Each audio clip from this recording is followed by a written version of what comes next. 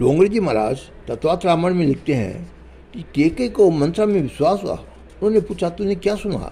मंत्रा ने कहा मैंने ऐसा सुना है कि कल राम को राजा होने पर भरत खेत में होंगे, लक्ष्मण के खास मंत्री होंगे। भरत को जानबूझकर कौशल्या ने ननियाल भेजा है, घर के पुत्र को तो घर में नहीं है, और फिर राज्याभिषेक की इतनी शीघ्रता करने की क्या जरूरत है?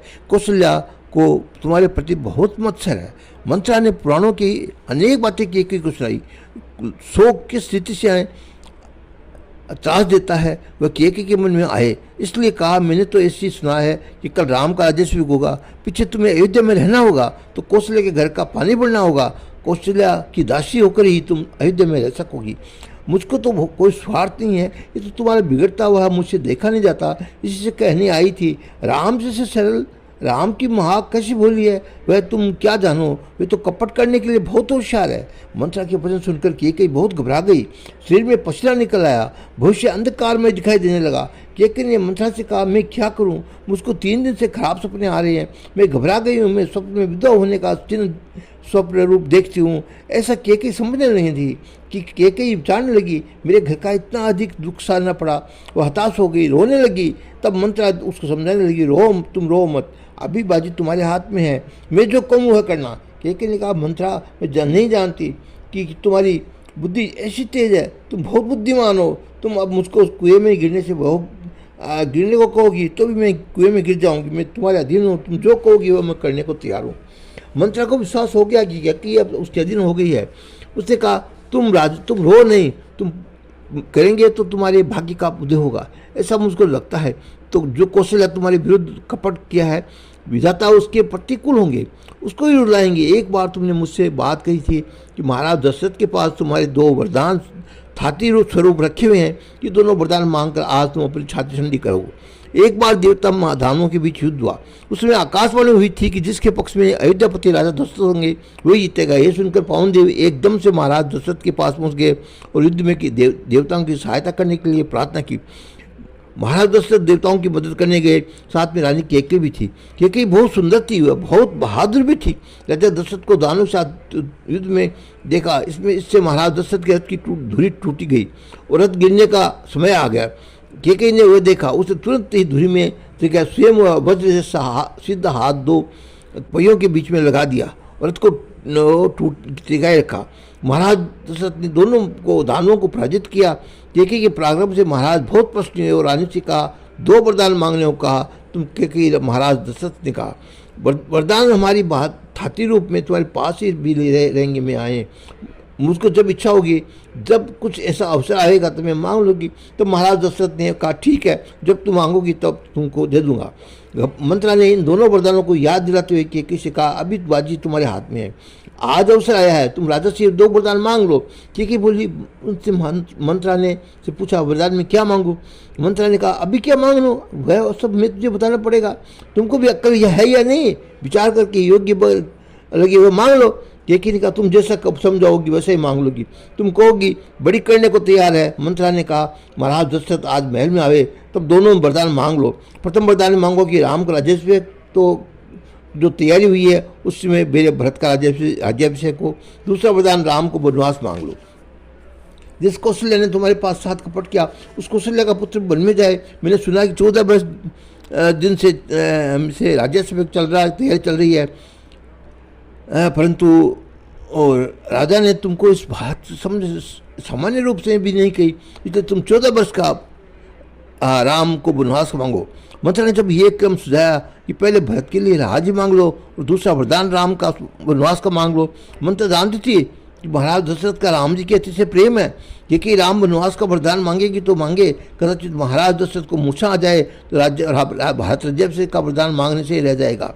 इससे मंत्रा ने केकई को पहले वरदान में भरत के लिए राज्य मांगा और दूसरे वरदान में राम वनवास का मांगा। तुम्हारे भाग्य का उदय होने वाला है, तुम सुखी होगी। मंत्रा ने इस स्थिति से केकई का बहुत शिक्षा दी। केकई ने कहा, अब राजा के घर आने पर ये 2 वरदान मैं मांगूंगी, उनको खैर देने भी पड़ेंगे। मुझे कहा है कि जो मांगोगे वही दूंगा। 2 वरदान थाती स्वरूप में मैंने रखे हैं। मंत्रा केकई को समझाने लगी, उतावली भी काम मत बिगाड़ देना, बहुत साध होकर काम करना। महाराज दशरथ को तुम सीधे सीधे कहोगी कि राम को वनवास दो तो कभी राम वन में जाएंगे, भेजेंगे नहीं। तुमको बराबर कपट करना होगा तो भी अपना काम बनेगा। केकई ने पूछा, कैसे कपट करूं, वह किस प्रकार करना है। केकई भोली थी, वह मंत्रा के अधीन हो गई। मंत्रा ने समझाना प्रारंभ किया, प्रथम तो इस कुमकुम तिलक को छुट्टी दो।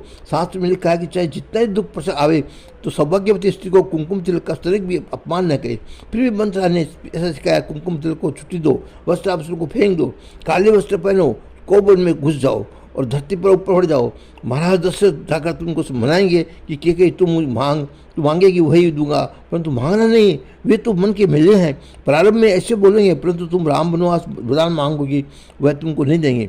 राजा दशरथ सबको दे सकते हैं, परंतु राम को आंखों से दूर नहीं कर सकते। वे बारंबार तुमको मनाएंगे, तुम्हारे चरणों में ऊपर हाथ फेरे, परंतु एक अक्षर भी बोलना नहीं। राजा को दंड आंख उठाकर देखना भी नहीं, उसका तिरस्कार करना कि मेरे साथ बात मत करो, तुम कौशल्या के घर जाओ। राजा दशरथ अनेक प्रकार से तुमको मनाएंगे, तुम मानना नहीं। वे तुमसे कहेंगे, मांगो, तुम जो मांगोगे वही देने को तैयार हूँ। राजा को रंग बना दो, रंग को राजा बना दो, परंतु एक अक्षर भी मुँह से मांगना नहीं, निकालना नहीं। तुम व्याकुल महाराज दशरथ जब ऐसा बोले कि मैं राम की सुगंध खाकर कहता हूँ कि जो मांगोगे वही तुमको दूंगा, तब यही मांगना। राम शपथ में राजा को बांधने के उपरांत ही तुम वरदान मांगना, नहीं तो राजा मुकर सक जाएंगे। मंत्रा की बात कुछ गलत नहीं थी। महाराज दशरथ नरक में जाने को तैयार है, परंतु राम को आंखों से दूर करने को तैयार नहीं थे। महाराज दशरथ की ऐसी इच्छा थी कि मैं झूठ बोलूं, उसका समझ पाप मेरे माथे पर नहीं पाए, परंतु मेरा राम मेरे आंखों के दूर न जाए। परंतु महाराज दशरथ राम की आंखों में सौगंध ले बैठे थे और इसी कारण ही राम जी वन में गए। उसमें महाराज दशरथ बनाई की नहीं, उन्होंने राम जी को वन जाओ ऐसा कहा नहीं। फिर भी राम जी वन में जाने लगे तो ना ही नहीं कहा, कारण कि उनको ऐसा लग रहा था कि मैंने राम जी की सुगंध ली है, मैं राम शपथ से बंधा हुआ हूँ। मंत्रा ने ये एक पक्की का शिक्षा केकई को दी थी कि महाराज दशरथ राम जी के खोज न ले तब तक वरदान मांगना नहीं। मंत्रा की एक करामात थी, केकई को ये ठीक लगी। उसने कहा, राजा आ जाएंगे उसमें मैं भी कपट करूंगी। उनको बता दिया मंत्रा ने, तूने मुझको बहुत सुंदर सिखा दी है, मेरा पुत्र राजा होगा तब मैं तेरा सम्मान करूंगी, तुमको ऐसे ही गांव दिखवा दूंगी। मंत्रा केकई की इस रीति से शिक्षा लेकर वहां से चली गई। केकई ने वस्त्र आभूषण उतार फेंक दिए, कोप में जाकर वह धरती पर जा पड़ी। मानव कुसंग में दुखी कैसा होता है। केकई मंत्रा का कुसंग प्राप्त हुआ। सत्संग से मनुष्य को अपने दोषों का भान होता है, वह सावधान होता है, उसे अंतर में विवेक जागता है, उसका स्वभाव सुधरता है, सुखी होता है। कुसंग से मानव बिगड़ता है। श्री महादेव ने कहा, पार्वती दुष्ट लोगों के शब्द से संग दूर रहना चाहिए, नहीं तो पतन होते देर नहीं लगती। परमात्मा से राम कृपा करते हैं तब अधिक संपत्ति देते हैं और सत्संग देते हैं, परंतु साधारण मनुष्य ऐसा समझता है कि बहुत पैसा मिले, संसार का सुख अधिक मिले, वही प्रभु की कृपा का फल है। अरे तो उसको जैसे बहुत पैसा मिलता और वो भाग्यशाली नहीं है। अति संपत्ति मनुष्य को प्रमादी बनाती है। संपत्ति जिसको मिलती है अच्छे मिलती है, उसमें विकार आवास न बढ़ती है। लौकिक सुख मिले तो जीव ईश्वर से विमुख हो जाता है। लौकिक सुख का प्रयत्न सफल न हो तो मानना चाहिए कि ठाकुर जी ने विशेष कृपा की है। ग्रंथों में ऐसा वर्णन आता है, परमात्मा जिस पर अधिक कृपा करते हैं संसार का सुख लौकिक सुख अधिक नहीं देते। शांति से विचार करोगे तो ध्यान में आएगा कि संसार का सुख तो पशु पक्षी को भी भोगते हैं, चक्का चक्के भी डोलते फिरते हैं, मकान बनाते हैं, बालकों को बड़ा करते हैं, बालकों को जन्म देते हैं, उनका पालन पोषण करते हैं, ब्याह करना इत्यादि। तो ये जीव अनेक जन्म से करता ही आया है। कितनी बार ये जीव पति बना हुआ है, कितना पत्नी में हुआ है, इसकी कोई गिनती नहीं है, फिर भी इसकी शांति कहाँ मिलती है। भगवान कृपा करते हैं तो संसार का सुख अधिक नहीं देते, सत्संग देते हैं। संसार का सुख प्रारब्ध का फल है, सत्संग परमात्मा की कृपा का फल है। जिस जीव के ऊपर परमात्मा कृपा करते हैं उस जीव को भी संतों का संग देते हैं। सत्संग की महिमा बहुत बड़ी है। जो सत्संग करते हैं वे सब वो संत बनते हैं। तुम्हारी अपेक्षा ज्ञान भक्ति और वैराग्य से जो आगे बढ़ते हैं उनका संग करो, उनका अनुसरण करो। उनको साधारण संसार का सुख बहुत अच्छा लगता है। ऐसे लोगों को दूर रहो जिन विलासी के संग ही कुसंग कहते हैं। अच्छे कामी को संगी कुसंग कहते हैं। साधारणतः मनुष्य जन्म से बिगड़ता हुआ होता नहीं है, कुसंग से बिगड़ता है।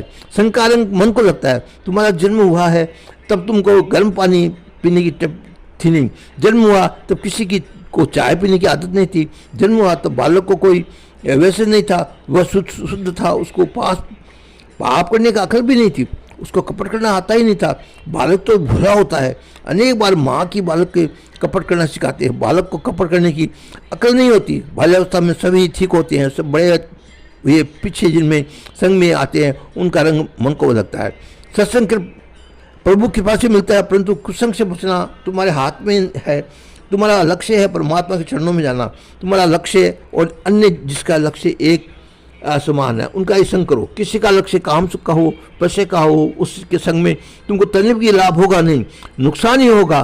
कुसंग अर्थात अतिकामी का संग, अतिलोभी का संग, व्यसनी का संग या अनास्तिक का संग, जिसको परमात्मा का भय नहीं है उसको संग भी कुसंग है। जो संसार सुख में रचा पचा रहता है उसका संग कुसंग है।